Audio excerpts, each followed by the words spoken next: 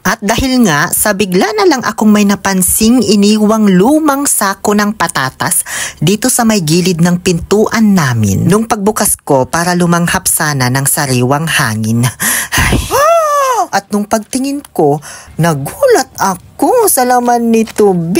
Napakadaming Indian mango, Diyos ko. Ito pa naman yung hindi maasim. Lalo't puro matakan na yung binigay. I don't know what is matakan in Tagalog I think it's mani balang. Tama ba? Yes, it's mani balang. I think so. Pinasok ko na lang agad-agad sa loob. Baka may manghingi pa.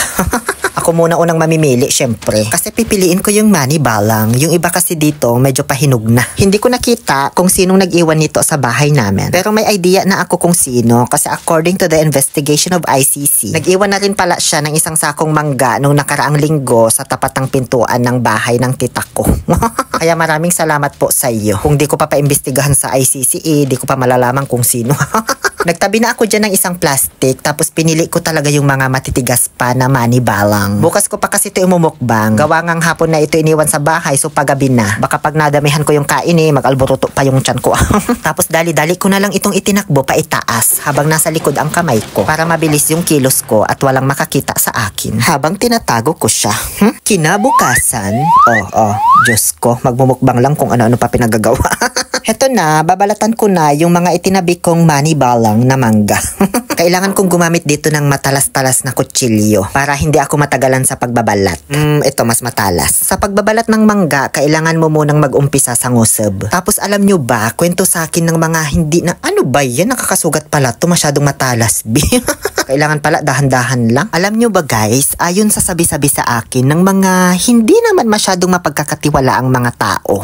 Kapag nagbalat ka daw ng mangga tapos hindi siya naputol hanggang sa dulo ng walang hanggan, ibig sabihin magaling ka.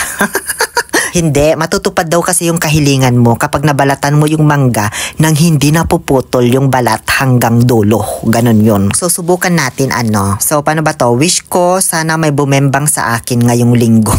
Makna, uuntaplo, makna, imisa mo. Ganon yun, dapat may orasyon pa. Ayan na, wag kang maputol. Ay, naputol agad, B. Ano ba yan? Hindi man lang ako pinaasa, B. Subukan ko pa dito sa isa, baka sakali. Pero iibahin ko na yung wish ko, ha?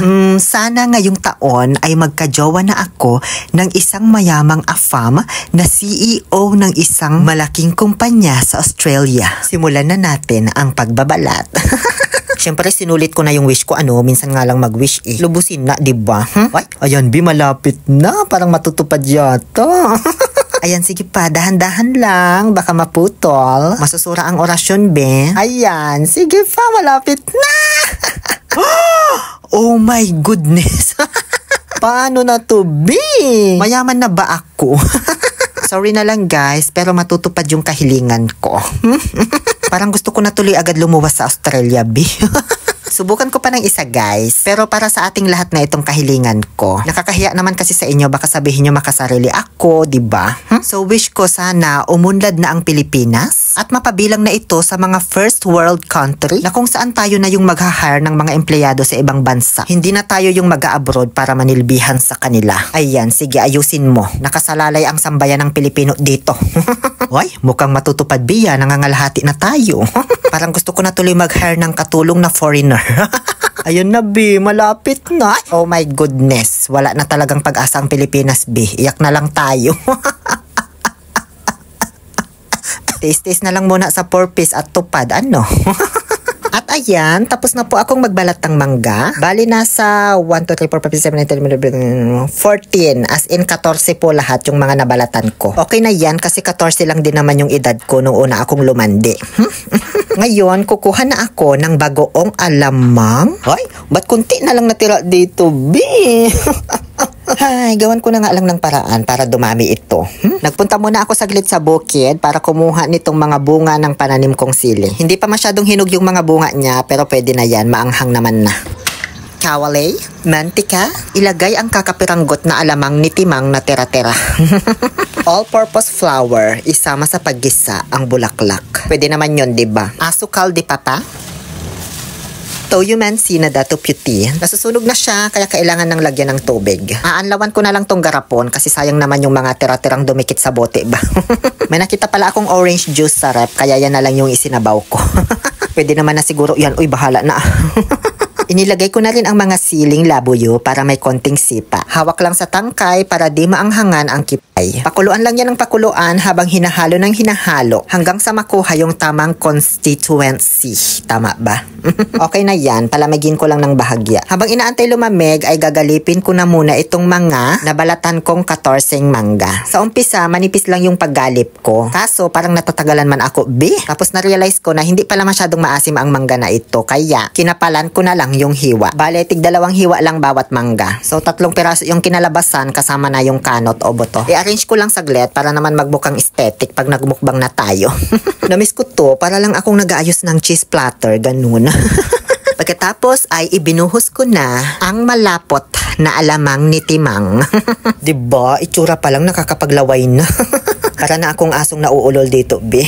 Ikaw ay tila sining sa maseng di naluluma. Binipinig ng naam aluluwa.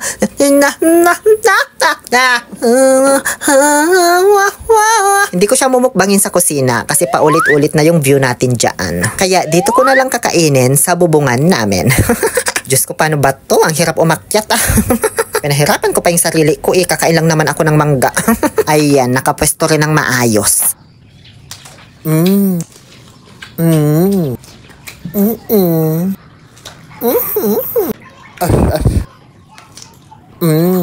Bale, ang sarap na po ng kain ko dyan na parami na ako ng subo. Kaso, nung pag-double check ko nung camera ko, hindi na naman pala nakapokus, be. Kaya pala malabo yung kuha. Diyos ko.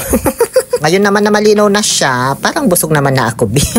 Medyo nawala na yung cravings ko kasi marami na akong nakain. So, yung kanot na lang po yung pinapak ko dyan. Mayat maya ay dumating na yung tatay ko para tulungan akong ubusin ito. Ayan, inukuban na lang niya ako. Mayat maya umalis na rin siya kasi hindi na daw niya makagat yung iba. Wala kasi siyang pustiso. Actually, maski ako, natanggalan ako ng isang bracket dyan. Totoo. Nung malapit ko na siyang maubos, guys, bigla nang humilab yung tiyan ko.